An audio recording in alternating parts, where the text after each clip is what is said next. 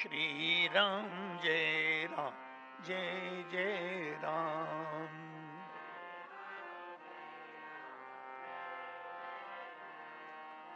श्री राम जय राम जय जय राम। श्री राम जय श्री राम जय राम जय जय राम।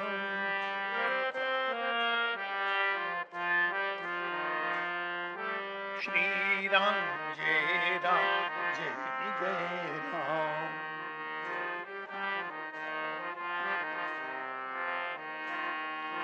मंगल भवन अमंगल हारी मंगल भवन द्रवहु सुत दशरथ जिन बिहारी।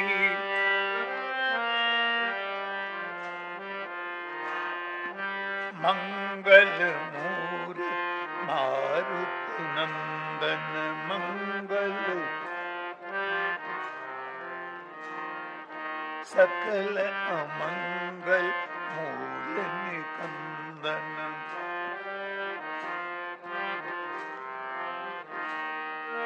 पवन तनय संतन हितकारी।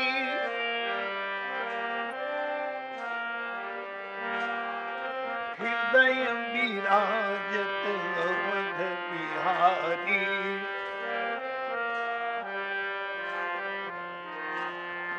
श्री राम जय राम जय जय राम।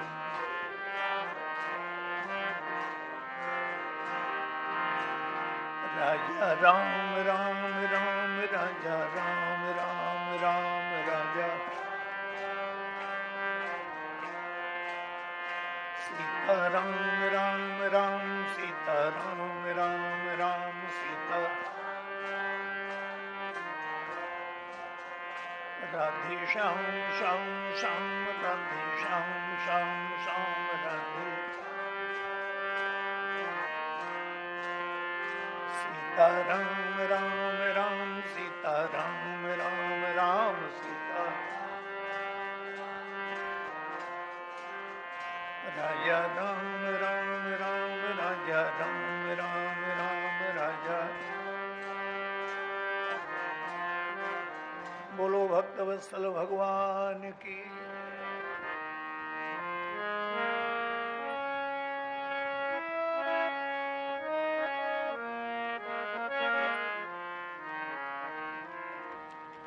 मंगलमूर्तये नमः गणाधिपतये नमः।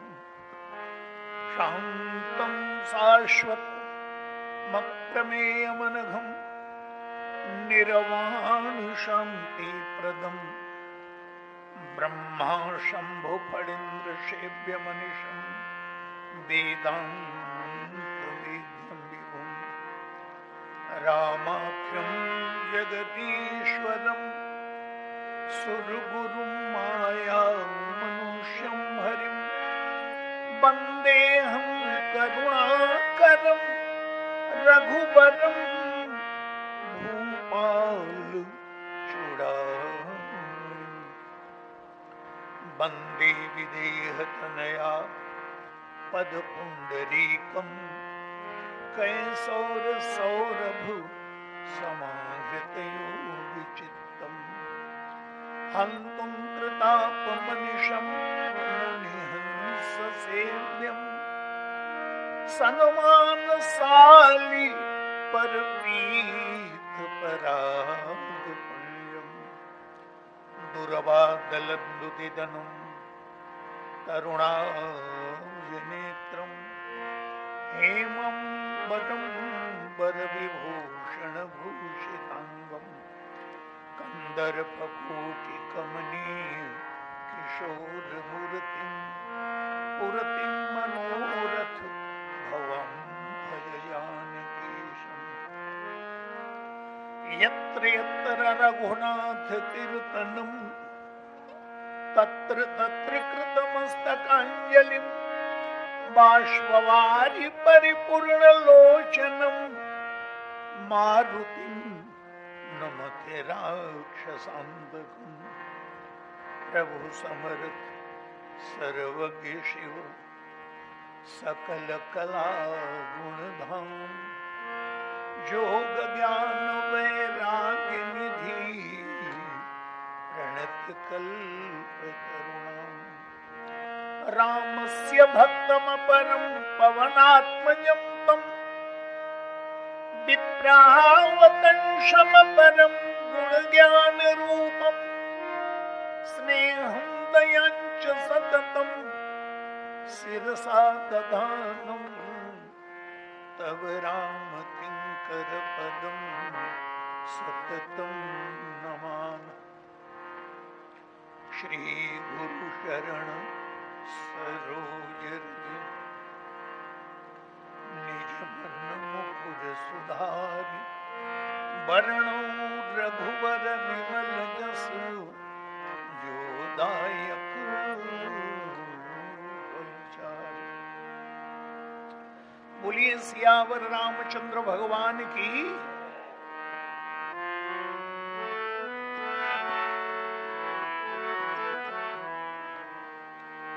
राम एक तापस की अतारी। नाम कोटि खल कुमति सुधारी। ऋषित राम सुकेत सुता की। सहित सेन सुत कीन्ह विवाह की। सहित दोष दुख दास तुरासा। दलई नाम जिमि रवि निसिनासा। भंजो राम आप भव चापू। भव भय भंजन नाम प्रतापू। दंडक बन प्रभु कीन सुहावन। जन मन अमित नाम किए पावन। निश्चर निकर तले रघुनंदन। नाम सकल कलि कलुष निकंदन।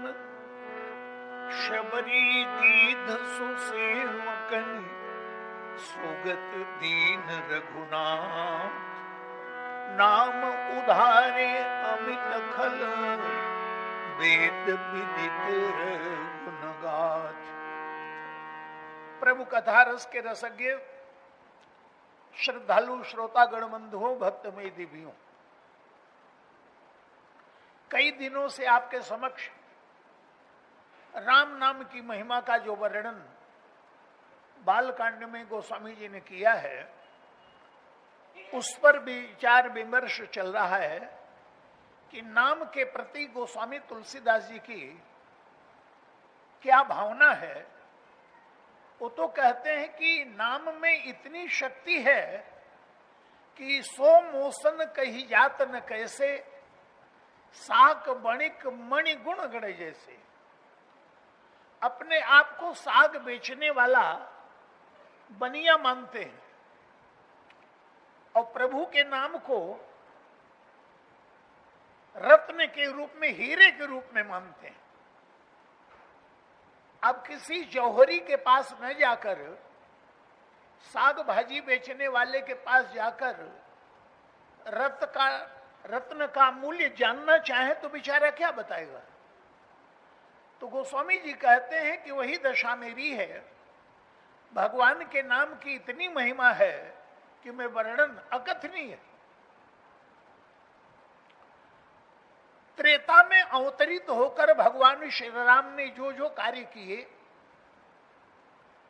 कलयुग में तो प्रत्यक्ष दिखाई नहीं दे रहे हैं। कुछ लोग बड़े भाग्यशाली हैं जो कलयुग में भी भगवान का दर्शन करने में समर्थ होते हैं, क्योंकि प्रभु की कृपा उनके ऊपर विशेष है।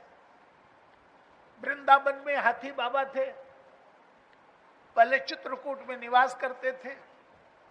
वृंदावन में हाथी टीला आज भी विद्यमान है। तो भगवान श्री राम ने दर्शन दिया उन्हें और आदेश दिया कि तुम वृंदावन में जाकर निवास करो, तुम रसिक हो, तो वृंदावन रस की भूमि है, वहां त्याग तपस्या का उतना महत्व नहीं है, नाम जप और भगवान का दर्शन वृंदावन की यही साधना है।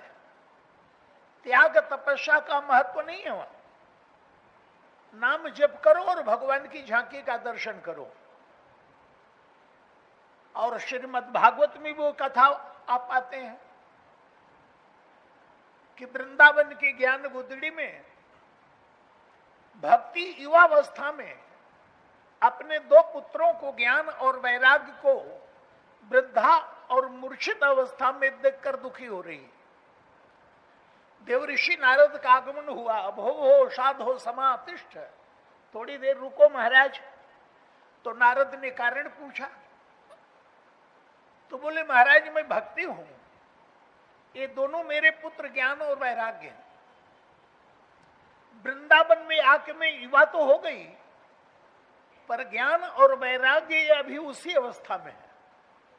तो सिद्ध हुआ कि वृंदावन में भक्ति जो है युवा है, पर ज्ञान वैराग्य थोड़ा मुमूर्षु स्थिति में है, भक्ति का ही बोलबाला है। तो ऐसे संत भी आज हैं जो प्रभु के स्वरूप का दर्शन करते हैं।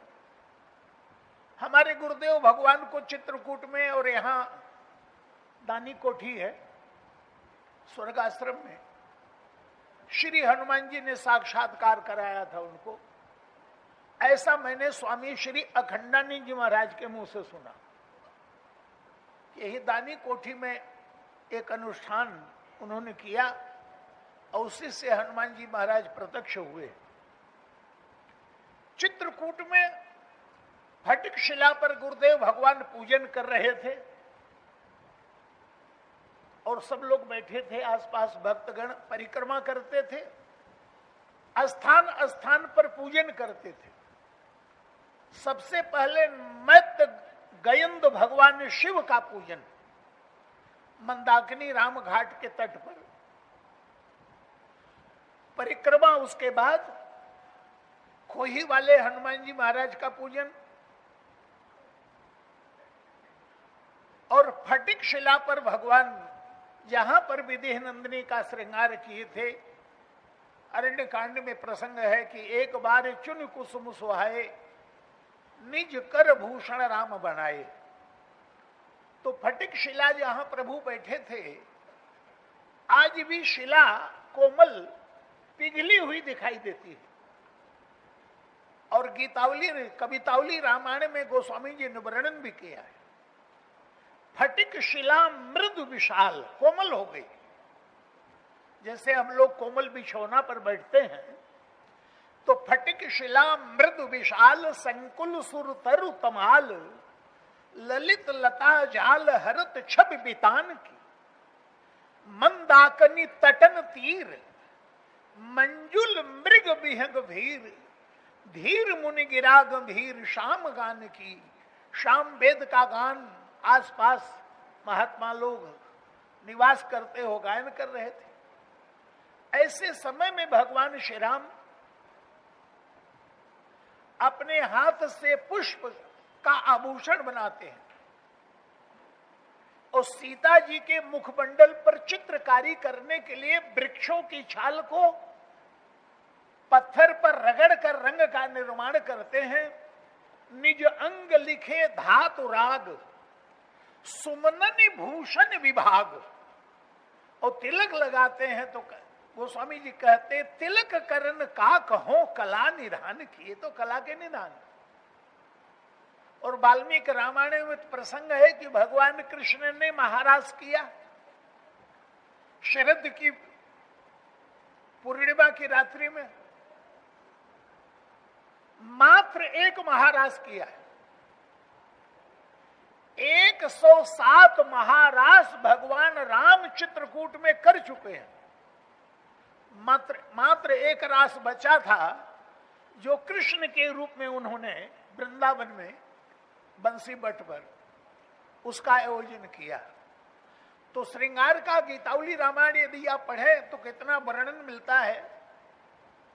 तो वृंदावन जो धरती है वो भक्ति की धरती है, वहां भक्ति युवा है। कहीं श्रृंगार हो रहा है भगवान का, कहीं नई झांकी हो रही, कहीं कथा का आयोजन हो रहा है, आदि आदि तमाम। तो रामचरितमानस में ऐसे भी संकेत मिला कि उस समय के भक्त तो सौभाग्यशाली थे जो प्रभु का प्रत्यक्ष दर्शन कर रहे थे। पर कलयुग में यदि प्रत्यक्ष दर्शन नहीं हो रहा है तो समाधान क्या है? तो गोस्वामी जी ने कहा कि जो जो कार्य भगवान श्री राम ने प्रकट होके किया, कलयुग में वही वही काम भगवान का नाम बल्कि कई अनंत गुना बड़ा वो कार्य करता है। श्री राम ने तो मात्र तपस्वी की पत्नी का उद्धार किया था, पर साधक यदि प्रभु के नाम का सहारा लेता है तो जीवन में बैठी हुई कुबुद्धि की अहिल्या का उद्धार होता है। भगवान श्री राम ने उनके नाम का जो चमत्कार है तो इसको 3 भाग में देखिए। अयोध्या में प्रभु प्रकट हुए, लेकिन प्रभु का लाभ तब तक नहीं लोगों को मिला जब तक महर्षि विश्वामित्र का आगमन नहीं हुआ। महर्षि विश्वामित्र ने सर्वप्रथम भगवान श्री राम के रूप को पहचाना। जब यज्ञ कर रहे हैं और मारी सुबाहु बाधा डाल रहे हैं, ताड़का बाधा बनी हुई है, तो गोस्वामी जी वर्णन करते हैं, बोले विश्वामित्र महामुनि ज्ञानी बस ही विपिन शुभ आश्रम जानी, जहाँ जप यज्ञ योग मुनि करही अति मारीच सुबाहु ही डरही, तब मुनिवर मन कीन विचारा। महर्षि विश्वामित्र ने मन में विचार किया, तब मुनिवर मन कीन विचारा। बोले प्रभु अवतरे हरन मही भारा।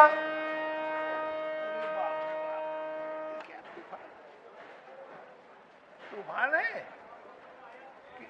कि बंदर कूद रहा है? आम गिर रहा, फल गिर रहा। बोलो भक्त वत्सल भगवान की। बोले तब मुनिवर मन कीन विचारा, प्रभु अवतर्यो हरन मही भारा। एहू मिस देखूं पद जाई, तो कर बिनती आनो दो भाई। महर्षि विश्वामित्र का आगमन होता है और भगवान श्री राम को ले जाते हैं। यज्ञ की रक्षा प्रभु श्री राम के माध्यम से होती है। तो गोस्वामी तुलसीदास जी से पूछा गया, बोले महाराज भगवान ने तो बड़े बड़े कार्य कर डाले और आप कहते हो कलयुग में नाम का सहारा लो तो उसी से सब कार्य संपन्न होंगे, पर हम तो नाम जप कर रहे हैं, हमारे जीवन में जो चमत्कार दिखना चाहिए ऐसा नहीं दिखाई दे रहा है। तो गोस्वामी तुलसीदास जी ने कहा कि भेद बुद्धि को दूर करो। तो भेद बुद्धि क्या है? तो रामचरितमानस में 3 नारी पात्र हैं जो भेद बुद्धि का प्रत्यक्ष रूप है और जिनके इर्द गिर्द ही भगवान श्री राम की सारी लीला चल रही है। प्रथम है मंथरा, ये भेद बुद्धि है। भगवान श्री राम राजा बन रहे हैं और भरत और राम में एकत्व की भावना है, कैकेयी और राम में बड़ी निकटता है, लेकिन भेद बुद्धि मंथरा ने दोनों में भेद डाल दिया। दूसरी ताड़का, एक नारी पात्र ताड़का है। ताड़का को नाम महिमा के प्रसंग में दुराशा कहा गया है। ये दुख देने वाली चीजें हैं, आशा, निराशा, अभिलाषा, दुराशा। दुराशा ऐसी जो हमारे योग्य नहीं है, उसकी भी कल्पना कर लेना कि हमें मिल जाए। जैसे हम कहें ताजमहल हमारे नाम लिख दो, तो दुराशा ही तो है। इसी तरह की अनेक भावनाएं होती हैं। तो दुराशा की ताड़का। और आगे चलकर प्रसंग आता है कि भगवान श्री राम, महर्षि विश्वामित्र तो भगवान श्री राम को भक्ति से मिलाने के लिए ले जा रहे हैं। यज्ञ की रक्षा हुई, भगवान श्री राम की आज्ञा, यात्रा आगे प्रारंभ हुई, अहिल्या और गौतम का मिलन हुआ इसी यात्रा में भगवान के माध्यम से। उसके पश्चात जाकर भगवान शिव के धनुष का खंडन। हमारे जीवन में भी समस्या है, हमारे जीवन की भेद बुद्धि दूर हो, दुराशा की ताड़का समाप्त हो, अहिल्या की जड़ता दूर हो और अहंकार का धनुष टूटे, और उसके पश्चात राम और सीता का मिलन होता है। तो यहां तो मिलन हुआ। बाद में विवाह के माध्यम से विदेह नंदिनी जब श्री अवध में आई तो राम और सीता के मिलन से कितना आनंद हुआ। ये रकार और मकार जो है तो मानो सीता राम ही है। गिरा अर्थ जल बीच सम, कहियत भिन्न न भिन्न। ये तत्वता एक ही है लेकिन अलग अलग दिखाई देते हैं। गिरा अर्थ जल, जैसे वाणी और वाणी का अर्थ। कोई श्लोक बोला तो समझ में नहीं आया, और उसी श्लोक का वाणी में अनुवाद कर दिया तो समझ में आ गया। तो अनुवाद जो किया गया कहीं बाहर से नहीं आया है, उसी श्लोक के माध्यम से ही आया। इसी तरह से राम और सीता, जैसे वाणी और वाणी का अर्थ अलग अलग दिखाई देता है। राम सीता भले ही अलग अलग दिखाई दे लेकिन तत्वतः एक ही है। जैसे जल और जल की तरंग अलग अलग दिखाई देते हैं लेकिन तत्वतः एक ही है। यही उदाहरण दिया गोस्वामी जी ने। गिरा अर्थ जल बीच, बीच माने लहर। गिरा अर्थ जल बीच सम, कहियत भिन्न न भिन्न। बंदों सीता राम पद, जिन्हीं परम प्रिय खिन्न। अब भगवान श्री राम और श्री सीता जी का मिलन हुआ, 3 विघ्न दूर हुए। तब दुराशा की ताड़का का विनाश, कुबुद्धि की अहिल्या का उद्धार और अहंकार के धनुष का खंडन। ये 3 जब हो गए तो राम सीता का मिलन हुआ। अयोध्या से महाराज दशरथ बारात लेकर के गए और श्री सीता जी पुत्र वधू के रूप में श्री अवध में आई। तो गोस्वामी जी ने एक चित्र खींचा कि सीता राम जब अयोध्या में पधारे जनकपुर से तो माताओं को कैसा लगा। तो देखिए गोस्वामी जी उदाहरण दे रहे हैं, क्या कह रहे हैं। बोले पावा परम तत्व जनु जोगी, अमृत लयो जनु संतत रोगी। जैसे योगी को परम तत्व की उपलब्धि हो गई, सीता जी जब पुत्र वधू के रूप में श्री अवध में आई तो माताओं को ऐसा लगा। अमृत लयो जनु संतत रोगी। मृत्यु सैया पर पड़े हुए रोगी को मानो अमृत प्राप्त हो गया। जन्म रंग जन्म रंग जनु पारस पावा। जन्म के दरिद्र को मानो पारस बड़ी मिल गई। और अंध ही लोचन लाभ सुहावा। अंधे को नेत्रों का प्रसाद मिल गया। मूक बदन जनु सारद छाई। गूंगे को सरस्वती की कृपा मिली, मानो बोलने लगा। मानहु समर सूर जय पाई। युद्ध के मैदान में योद्धा को विजयश्री प्राप्त हो गई। गोस्वामी जी से पूछा गया, अरे अब तो रुक जाओ, 6 उदाहरण एक साथ। क्या सीता जी के आगमन के बाद राम के साथ माताओं ने जब दर्शन किया तो क्या यही सुख मिला? गोस्वामी जी ने कहा इतना नहीं, इसमें 100 करोड़ का गुणा करो। तो क्या कहते हैं? बोले यही सुख दे 7 गुण, यही सुख दे 7 गुण, पावही मातु आनंद, भाई न सहित बियाही घर, आए रघुकुल छंद। कितना आनंद का वातावरण है। लेकिन भेद बुद्धि मंथरा को यह बर्दाश्त नहीं। ये भेद बुद्धि का अभिप्राय क्या हुआ? भगवान श्री राम से अरण्य कांड में लक्ष्मण जी ने जिज्ञासा की है। बोले कहु ज्ञान विराग अरुमाया, कहु सो भगति करहु जेहि दाया, ईश्वर जीव ही भेद प्रभु, सकल कहु समुझाई, जाते होई चरण रति, शोक मोह भ्रम जाए। भगवान ने कहा लक्ष्मण थोड़े में कहता हूं, सुनहु तात मन बुद्धि चित्त लाई। मन बुद्धि चित्त तीनों एक साथ मिलाकर सुनो। कई बार कथा होती है,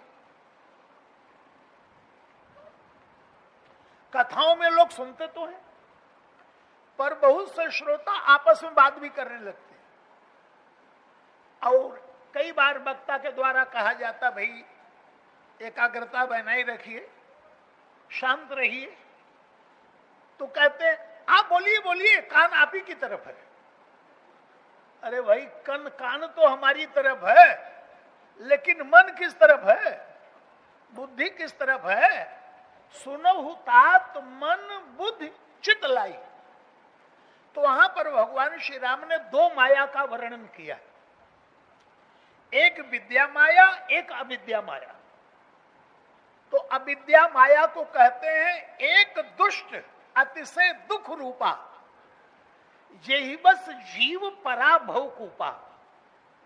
यही कर भेद सुनहु तुम दो, यही कर भेद सुनहु तुम सो, विद्या अपर अविद्या दो। तो अविद्या रूपी ताड़का, अविद्या रूपी मंथरा और अविद्या रूपी सुपर्णखा, ये सब अविद्या माया है। और विद्या रूपी माया तो मनु महाराज के समक्ष नैमिषारण्य में जब भगवान प्रकट हुए तो अकेले नहीं आए हैं। राम का अवतार अयोध्या में बाद में हुआ है। मनु के समक्ष नैमिषारण्य में पहले हो गया। जब मनु के समक्ष आए तो अकेले नहीं आए, श्री सीता जी भी साथ में। तो गोस्वामी तुलसीदास से पूछा गया कि ये जो 2 भुजा और धनुष बाण लेके खड़े हैं नैमिषारण्य में मनु के समक्ष, ये कौन है? बोले ये वही प्रभु हैं, उपजे ही जासु अंश ते नाना, शंभु विरंची विष्णु भगवान। साक्षात पर ब्रह्म जो निर्गुण निराकार है, वही भक्त की आकांक्षा से सगुण साकार के रूप में राम के रूप में प्रकट हुआ है। इन्हीं के अंश से ब्रह्मा, इन्हीं के अंश से विष्णु, इन्हीं के अंश से शिव प्रकट होते हैं। अब इनके वाम भाग में जो है कौन? बोले वाम भाग सोहति अनुकूला। वैसे तो बाईं तरफ जो आता है उसकी तरफ उसको अच्छा नहीं मानते।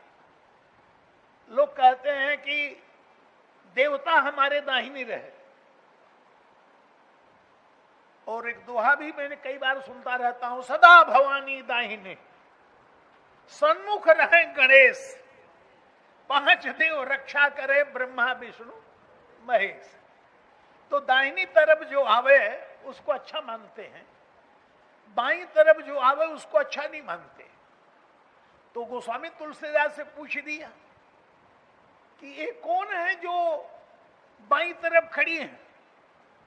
बोले उपजे ही जासु अंश गुण खानी, ध्यान देना, अग्नि तो उमा रमा ब्रह्माणी, इनके अंश से ही अनगणित पार्वती प्रकट होती हैं, इन्हीं के अंश से ब्रह्माणी प्रकट होती हैं और इन्हीं के अंश से लक्ष्मी प्रकट होती है। ये आदि शक्ति, अब भगवान परिचय दे रहे हैं मनु को। ये कौन है?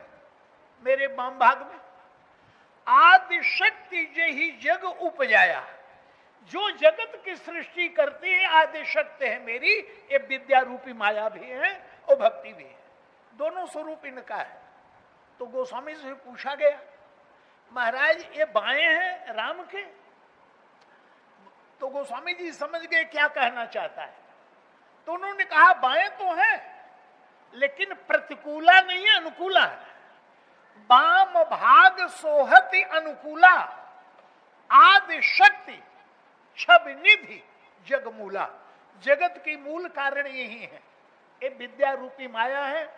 और बन के मार्ग पर जो प्रभु चलते हैं तो वहां भी यही संकेत दिया गया। क्या कह रहे हैं? बोले आगे राम लखन बने पाछे, तापस वेश विराजत काछे, उभय बीच सिय सोहति कैसे, उभय बीच सिय सोहति कैसे, ब्रह्म जीव बीच माया जैसे। ब्रह्म के और जीव के बीच में जैसे माया सुशोभित है, उसी तरह से सीता जी बीच में सुशोभित हो रही है।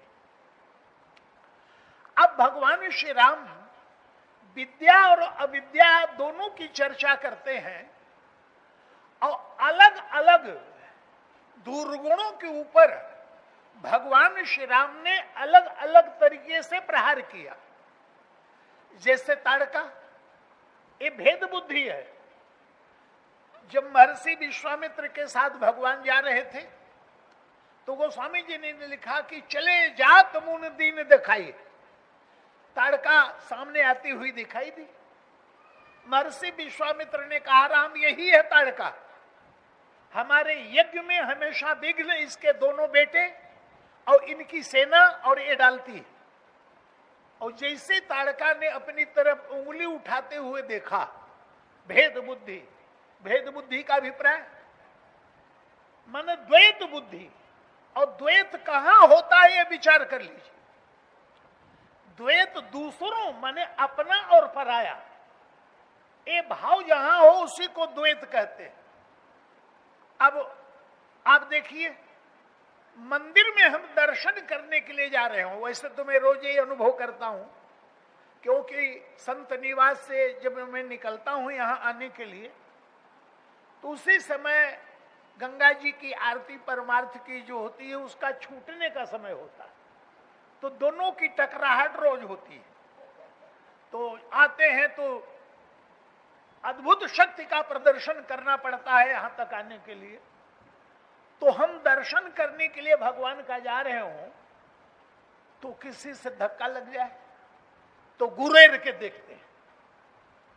और यदि इतना सहिष्णु नहीं हुआ तो थोड़ा कठोर शब्दों का आदान प्रदान भी हो जाता है।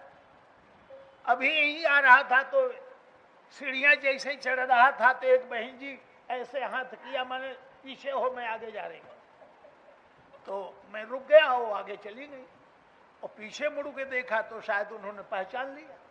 तो ऐसे ऐसे करने लगे। हमने कहा नहीं, पधारिए आप पधारिए। तो आगे गई। अच्छा, दूसरे से धक्का लग जाए तो गुरेर के देखेंगे, कठोर शब्दों का भी प्रयोग करेंगे। ईमानदारी से बताइए, कई बार चलते समय अपना पैर ही उलझ जाता है और व्यक्ति गिर पड़ता है, तो क्या पैर पर क्रोध आता है कि दूसरे टंगड़ी को फंसाया? अच्छा, भोजन करते समय कई बार दांत के प्रहार से जीभ घायल हो जाती है, और ऐसी घायल होती है कि रक्त निकलने लगता है, पीड़ा भी होती है। तो क्या जीभ के ऊपर क्रोध आता है, मैंने दांत के ऊपर क्रोध आता है कि तूने जीभ को क्यों काटा? क्रोध क्यों नहीं आता? क्योंकि अद्वैत वृत्ति है, दांत भी अपना, जीभ भी अपनी, एक टांग भी अपनी, दूसरी टांग भी अपनी, तो क्रोध क्यों आएगा? क्रोध हमेशा दूसरे पर आता है, इसी को द्वैत बुद्धि कहते हैं, अपना और पराया। भगवान श्री राम ने यही कहा कि लक्ष्मण, यही कर भेद सुनहु तुम दो, विद्या अपर अविद्या दो। और ये अविद्या कोई स्त्री के रूप में माना जाए, ये भी बड़ी प्रमाणिक बात नहीं है कि वो अविद्या स्त्री के रूप में है। तो बोले दो शब्दों के द्वारा सारे संसार को फंसाए हुए कौन, क्या शब्द हैं? बोले मैं और तोर, मैं और मोर तोर ते माया, मैं मेरा, ये मेरा, वो तुम्हारा, ये अलग, वो अलग, ये भेद जहां होता है इसी दो शब्दों अपने और पराये के द्वारा, तो अपनों पर क्रोध नहीं, पराये पर ही क्रोध आता है। दांत अपना, जीभ अपनी, ये टांग भी अपनी, वो टांग भी अपनी, तो काय पे क्रोध? लेकिन ताड़का को जैसे ही महर्षि विश्वामित्र ने दिखाया, सुन ताड़का क्रोध कर धाई, दौड़ी। ये बाबा लगता है ये दोनों राजकुमारों को मेरा वध करने के लिए बुलाया है। वो तो महर्षि विश्वामित्र ने कहा, राम देखते क्या हो, चलाओ बाण। तो एक ही बाण प्राण हर लीना। अब ये शब्द के ऊपर भी ध्यान दीजिए, रामायण लोग पढ़ते हैं लेकिन गुरु के मुख से नहीं पढ़े तो उसके भीतर गहराई में नहीं पहुंच पाते। यहां पर प्रभु एक ही शब्द का प्रयोग कर रहे हैं, एक ही बाण, एक बाण नहीं, एक ही बाण, एक ही बाण प्राण हर लीना, दीन जानते ही निज बद दीना। ये अलग अलग दुर्गुणों के ऊपर अलग अलग से प्रहार करने का प्रभु का तरीका है। तो यहां तो आप देखेंगे ताड़का को एक ही बाण से मारा। सुग्रीव बेचारा बहुत दुखी है और बाल के द्वारा उसे बड़ी पीड़ा मिल रही है। भगवान श्री राम ने कहा कि तुमने हमारी भुजाओं का आश्रय लिया है तो सखा सोच त्यागहु बल मोरी, मेरे बल से तुम चिंता से मुक्त हो जाओ। सब विधि घटब काज में तोरे, सुन सुग्रीव मैं मारी हूं बाल ही एक ही बाण। वहां भी एक ही बाण का प्रयोग है, लेकिन प्रसंग आता है रावण को मारना है तो 31 बाण का प्रयोग भगवान श्री राम करते हैं। कुंभकर्ण को मारना है तो भगवान श्री राम के सामने जब वो गर्जता हुआ सुग्रीव ने उसकी नाक काट दी। जब सुग्रीव को बगल में उसने दबाया और लेके चला, और इसलिए बगल में दबाया कि सुग्रीव के बड़े भाई बाली ने मेरे बड़े भाई को 6 महीने बगल में दबा के रखा था। तो बाल के छोटे भाई सुग्रीव को रावण का मैं छोटा भाई बगल में दबा के ले चलो और कहूं भैया चिंता बात नहीं, बदला चूक गया। लेकिन सुग्रीव को याद आया, अरे कहां फंस गया।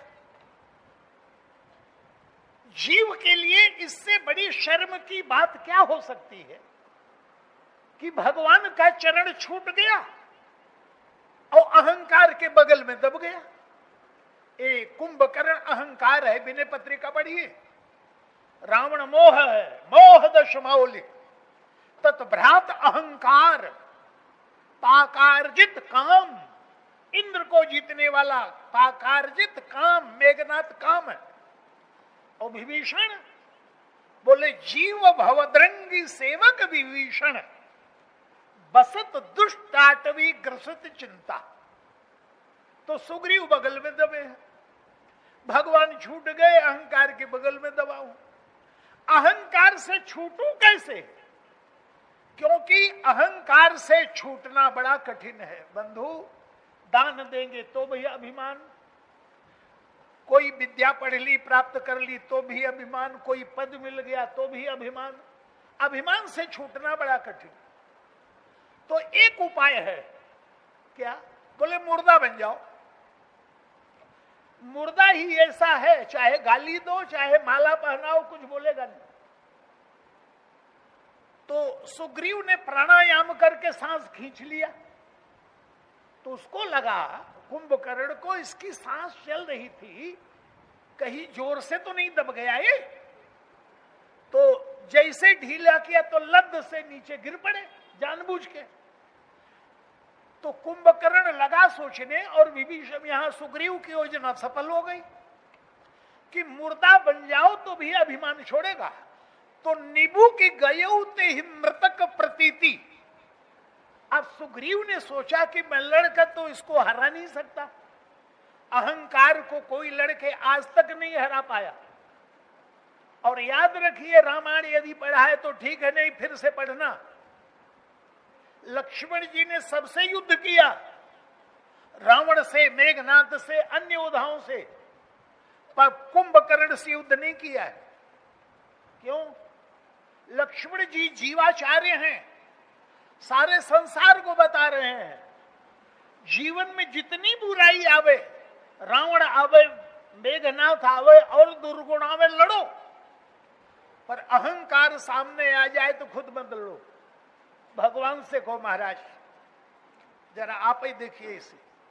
और जो जो कुंभकर्ण से लड़ने गए सब मूर्छित हैं, अंगदादि कपि मूर्छित, और सुग्रीव को भी मूर्छित कर दिया उसने। तो सुग्रीव ने सोचा कि लड़के तो मैं जीत नहीं पाऊंगा, एक काम करो मार के भागो। हाँ, कोई कमजोर व्यक्ति बलवान को मार के भागे, लड़के तो जीतेगा नहीं। मार के भागे तो बलवान के अहंकार को चोट लगती। अच्छा तेरी ये मजाल, चल देख कहां तक जाता है, तो पीछा करेगा। तो सुग्रीव ने कहा कि कमजोर अंग पे प्रहार करो। तो कुंभकर्ण का कमजोर अंग कौन सा है? बोले नाक और कान। और अहंकारी का सबसे प्रमुख केंद्र यही है। हर बात में अहंकारी कहता है देखना नाक न कटने पावे, और कान हमेशा अपनी बड़ाई सुनने के लिए तैयार। तो कान से प्रशंसा और नाक न कटने पावे। और सुग्रीव ने नाक कान दोनों काट दिए। अब नकटा कुंभकर्ण अब क्या मुंह लेकर लंका में जाए? बोले अब तो नाक भी गई, कान भी गया। और सुग्रीव सरपट भागे भगवान के पास। जब भागे तो कुंभकर्ण आया गर्जता हुआ। भगवान श्री राम ने इतने बाण मारे कि उसका मुंह बंद हो गया, गर्जना बंद हो गई। लेकिन अभी गति नहीं रुकी है, अहंकार की गति चालू है। धावा बाम बाहु गिरधारी, दोनों हाथ में पहाड़ लेकर आक्रमण करने के लिए चला। तो रघुकुल तिलक भुजा सो काटी, भगवान ने भुजा भी काट दिया। अब मुंह बंद हो गया और हाथ भी नहीं है, लूला हो गया, लेकिन बढ़ रहा है भगवान की तरफ। तो उसके बाद भगवान ने एक बाण ऐसा चलाते हैं कि सर को धड़ से अलग कर देते। तो अलग प्रकार से अभिमान पर प्रहार किया। एक कुंभकर्ण तामसी अभिमान है, और ये बाली कौन है? ये राजसी अभिमान है, रजोगुणी अभिमान है। उसको एक ही बाण से भगवान ने, सुन सुग्रीव मैं मारी हूं बाल ही एक ही बाण, और ब्रह्म रुद्र शरणागत गए न उबरे प्राण बचेगा नहीं। और तारका के लिए भी भगवान ने एक ही बाण प्राण हर लीना दीन जानते ही निज पद दीन्हा। एक ही बाण क्या है भाई? इसका अभिप्राय है कि ताड़का के मन में है द्वैत और इसलिए क्रोध आया, अरे बाबा मेरा वध कराने के लिए लाया है। तो भगवान ने अद्वैत का बाण चलाया, मानो रामचरितमानस पूरा वेदांत। अद्वैत का बाण चलाया, एक ही बाण में प्राण हर लिया और अपना पद दे दिया भगवान ने। कुंभकर्ण को भी अपना पद दे दिया भगवान ने। तासु तेज प्रभु बदन समाना, सुर मुनि सबई अचंभा माना। भगवान ने अपने में मिला ली। बाली को भी एक ही बाण से अपने में मिला लिया, ताड़का को भी अपने में मिला लिया, माने द्वैत बुद्धि समाप्त कर दिया। और ये मंथरा, ये द्वैत बुद्धि, ये बाहर निकली, नगर सज रहा है, राज्याभिषेक राम की तैयारी। तो गोस्वामी जी क्या लिखते हैं? बोले दीख मंथरा नदन सुहावा, मंजुल मंगल पादु मनावा, पूछे सी लोगन का उठाऊ। लोगों से पूछती, भैया ये सजावट क्यों हो रही है? लोगों ने कहा राम का राज्याभिषेक होने वाला है। तो राम तिलक सुनिभा उरदाहू। अब जरा विचार करना, मंथरा की क्या हानि होने वाली थी जो राम राजा बन जाते थे? लेकिन भेद दृष्टि क्या?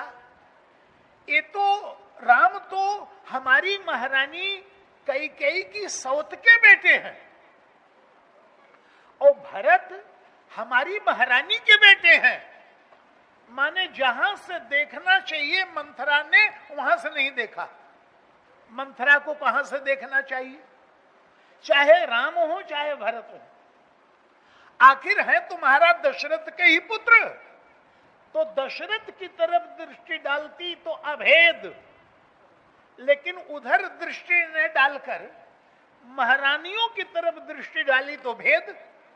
तो भेद बुद्धि, अपना और पराया। भरत हमारी महारानी का बेटा और ये राम तो उनके सौत के बेटे हैं, पराये हैं। तो अपना पराया जहां आया वहां झगड़ा शुरू।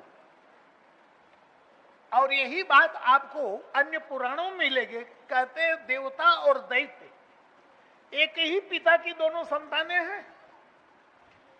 देवता अदिति के पुत्र हैं, दैत्य दिति के पुत्र हैं, लेकिन पिता कश्यप एक ही है। लेकिन मां में भेद है तो देवता और दानवों में आपस में संघर्ष। यही बात कद्रु और बिंता की कथा में आपको मिलेगा, पर उस दिशा में जाएंगे तो समय ज्यादा हो जाएगा। अब ये मंथरा को देखिए, राम तिलक सुनि भाव उर दाहू, हृदय जलने लगा, दाह पैदा हुआ। और महारानी कैकेयी बड़ी भली है, राम से बड़ा प्रेम करती है, लेकिन जब अनमने भाव से आके बैठ गई तो महारानी कैकेयी ने पूछा, का अनमन हंसी का से रानी, तू अनमने भाव से क्यों कह रही बैठी है? क्या कुछ अमांगलिक घटना तो नहीं घट गई?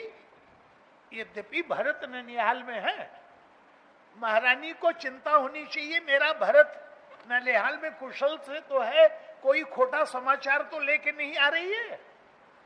तो गोस्वामी जी क्या लिखते हैं जरा देखना। बोले सब है भयभीत, बोले सब है रानी कह सिकिन कुशल। महारानी आप कुशल पूछ रही हैं, किसकी कुशलता के लिए देख रहे हैं? तो सभयदानी कह सिकिन कुशल राम महिपाल। मेरा बेटा राम कुशल से तो है, महाराज कुशल से तो है, और सबसे बाद में भरत का नाम। बोले लखन भरत रिपु दमन सुनी भाकुबरी उरसाल। उसका हृदय तो कछोटने लगा। बोले जिसके बीरे में भड़काने आई हूं सबसे ज्यादा चिंता उसी की है। तो भेद कैसे डालती है देखो। बोले महारानी प्रत्येक मां अपने बेटे की उन्नति से प्रसन्न होती है, आप पराई के बेटे की। महारानी अभेद दृष्टि है, अरे राम को पराया मत कर। कौशल्या सम, जैसे राम के लिए कौशल्या वैसे मैं, दोनों में कोई भेद नहीं है। बोले आपको पता कैसे चला? बोले मैं कर प्रीति परीक्षा देखी, मैंने राम के प्रेम की परीक्षा लेके देख लिया, खरे उतरे। मंथरा सावधान हो गई। इन्होंने राम के प्रेम की परीक्षा तभी ले होगी जब कभी संदेह हुआ होगा। तो जरूरी थोड़ी है कि विद्यार्थी हर परीक्षा में पास ही हो। प्रश्न पत्र जो तैयार करूंगे तो फेल करूंगी। उसने कहा आपको पता कैसे चला? राम और आपका प्रेम कैसा है? महारानी ने कहा सूर्य और कमल, जैसे सूर्य और कमल दूसरे से प्रेम करते वैसे ही। मंथरा ने कहा साहित्यकारों ने तो यही कहा है कि कमल और सूर्य एक दूसरे से प्रेम करते, पर सच बात क्या है मैं बताती हूं। कमल सूर्य से प्रेम करता है लेकिन सूर्य कमल से प्रेम नहीं करता। सूर्य के उगने के बाद कमल विकसित होकर उसका स्वागत करता है, लेकिन वही निष्ठुर सूर्य उस कमल को कब तक खिलाता है? जब तक सरोवर के जल में है। जहां सरोवर का जल सूखा कि वही सूर्य जलाकर खाक कर देता है, तो ए भानु कमल कुल पोषणहारा, बिन जल जारी करे सोई छारा, जलाकर खाक कर देता है। भेद बुद्धि डाल दी। जहां राम और भरत में एकत्व की भावना है, ऐसी एकत्व की भावना उत्तरकांड में प्रसंग आता है। भगवान श्री राम एक बार आम के बगीचे में गए, साथ में तीनों भाई थे, हनुमान जी भी थे। हरन शकल श्रम प्रभु श्रम पाई, गए जहां शीतल अमराई। भरत दीन निज बसन डसाई, बैठे प्रभु सेवे सब भाई सेवा में लग गए। उसी समय श्री भरत कुछ पूछना चाहते हैं भगवान से, लेकिन बोल नहीं पा रहे हैं संकोच के कारण। तो हनुमान जी का और भरत का आपस में कुछ रुख देखा, तो प्रभु ने पूछ दिया कि हनुमान क्या बात है? हनुमान जी ने कहा मैं तो नहीं महाराज, पर नाथ भरत कछ पूछन चाहे, भरत जी पूछना चाहते हैं। तुरंत भगवान ने कहा तुम जानहु कपि मोर स्वभाव, भरत ही मोहि की अंतर खाऊ। मुझ में भरत में तो कोई अंतर ही नहीं है। फिर भरत की तरफ देखा, कहो भरत क्या संदेह है? अब भरत क्या बोले? बोले नाथ न मोहि संदेह कछु, कोई संदेह नहीं। सपने शोक न मोह। जैसे ही भरत के मुंह से हनुमान जी ने सुना, चक्कर में पड़ गए। अभी तो पूछना चाहते थे, आप कह रहे कोई संदेह ही नहीं है। तो भगवान श्री राम ने पूछ दिया, भरत तुम कह रहे हो कि सपने शोक न मोह, केवल कृपा तुम्हारी चिदानंद संदोह। ये तुम्हारी भाषा तो है नहीं। तुम तो सदा अपने को पापी, पापो हम, पाप कर्मा हम, यही कहते हो। हनुमान मैंने भरत जी ने कहा प्रभु मेरी भाषा तो अभी भी वही है पहले वाली, मोहि समान को पाप निवासु।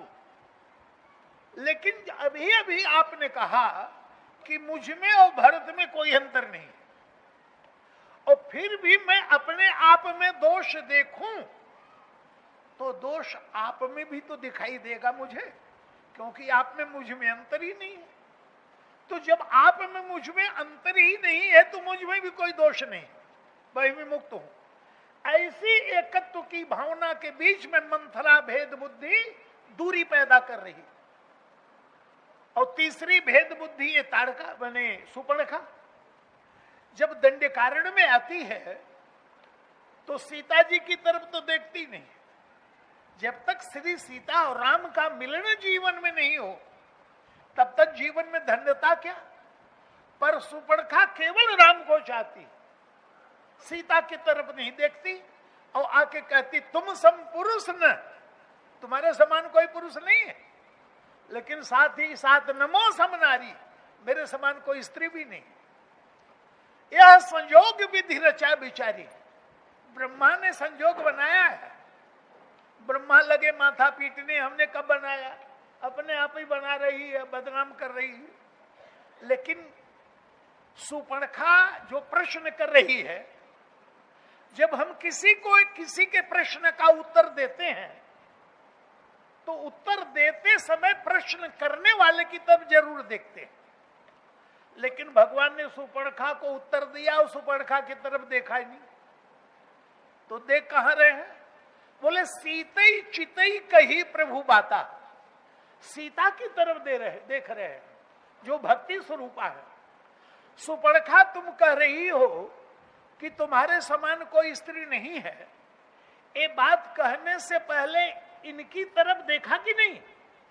और तुम कह रही हो मन माना कछु तुम ही निहारी, मुझे देखने के बाद तुम्हारा कुछ मन माना है और इनको देखने के बाद मेरा मन ऐसा मान गया है कि अब किसी की तरफ देखने की जरूरत ही नहीं।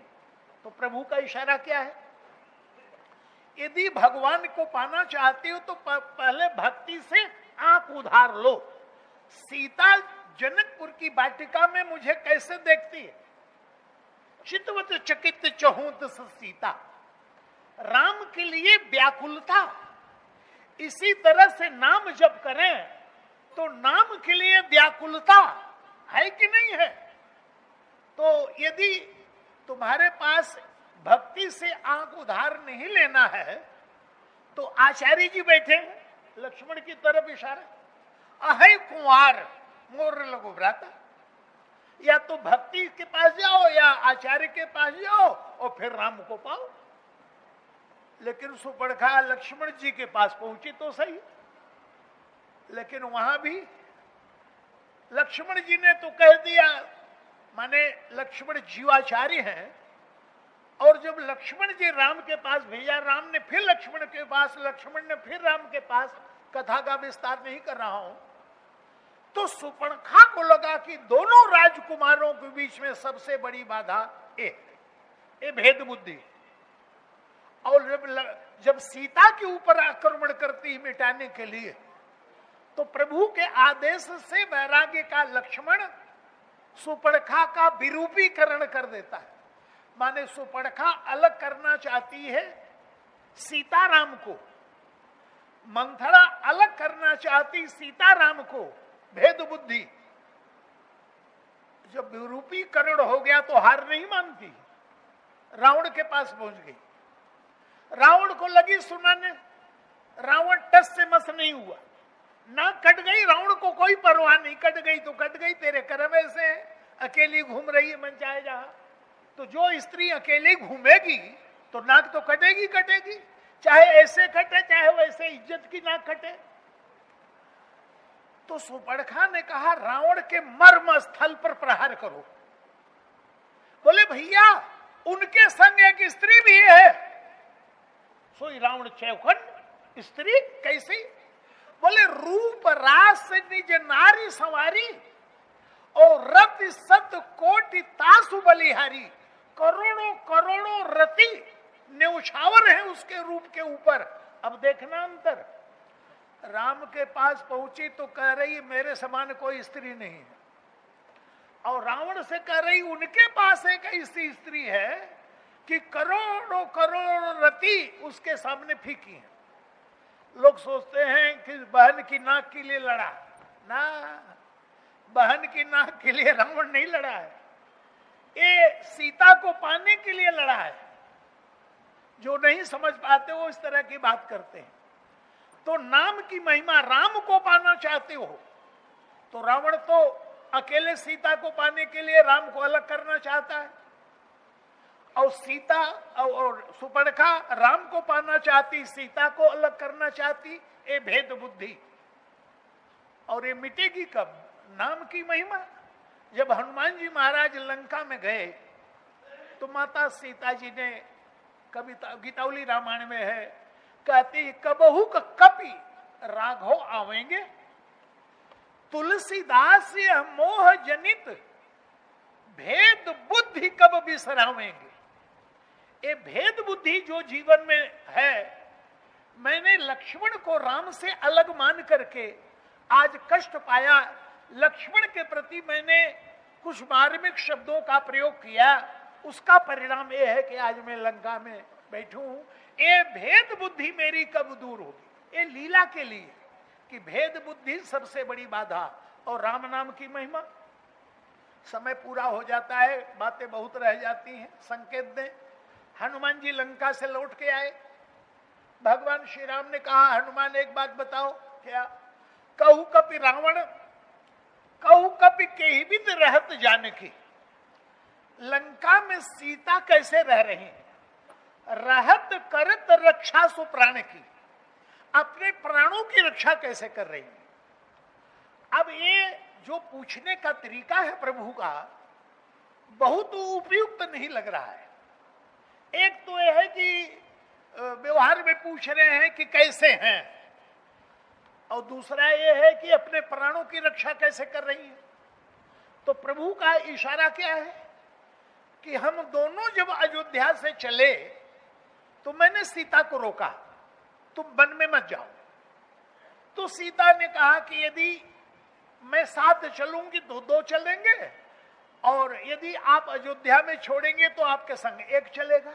कौन? की तनु, प्राण के केवल प्राण आप ले चलेंगे तो शरीर के साथ प्राण चलेगा, और छोड़ देंगे तो प्राण तो आपके साथ ही जाएगा, शरीर भले यहां पड़ा रहेगा। प्रभु का अभिप्राय है कि मुझसे अलग होकर अब प्राणों की रक्षा कैसे कर रही हैं? तो हनुमान जी का उत्तर क्या है? बोले प्रश्न के बदले में प्रश्न करना अपने बड़ों के समक्ष अशिष्टता मानी जाती है, लेकिन हनुमान जी ने वहीं से शुरू किया। बोले महाराज, माता जी अपने प्राणों की रक्षा करके आपके नाम की लाज बचा रही हैं। प्रभु ने कहा सो कैसे? बोले महाराज, कोई चोर चोरी करने के लिए आवे और देखे कि पहरेदार बड़ा शक्तिशाली है, अस्त्र शस्त्र उसके हाथ में, और किवाड़ बड़ा मजबूत है, तोड़ा नहीं जा सकता,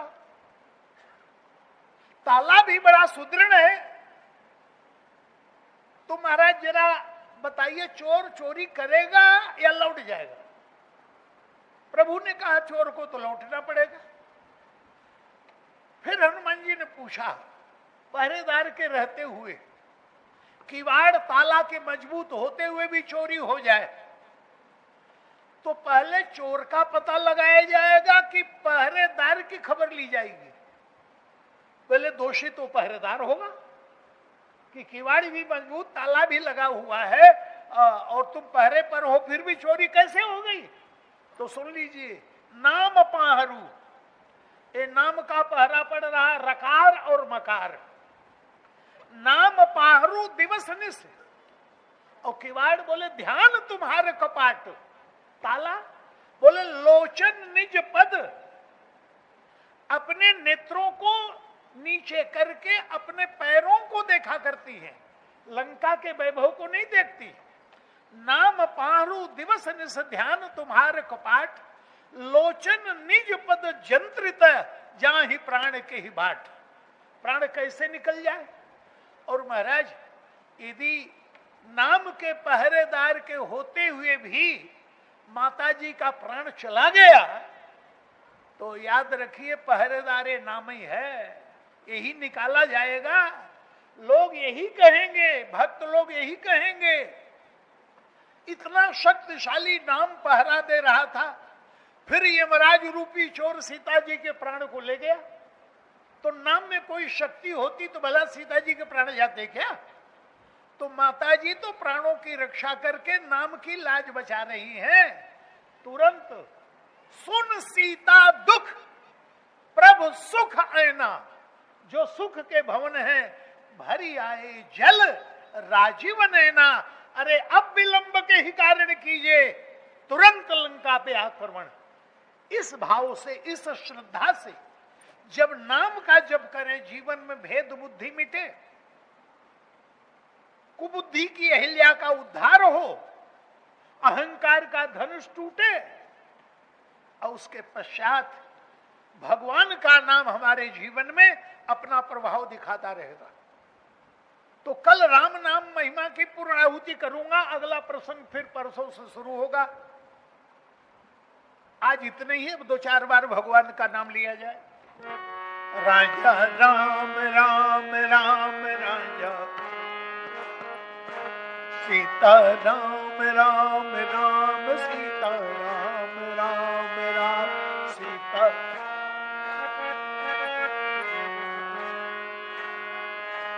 राधे श्याम श्याम श्याम, राधे श्याम श्याम श्याम राधे।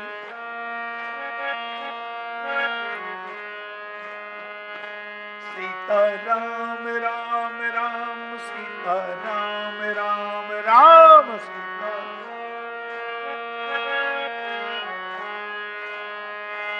राजा राम राम राम राजा राम राम राम राजा।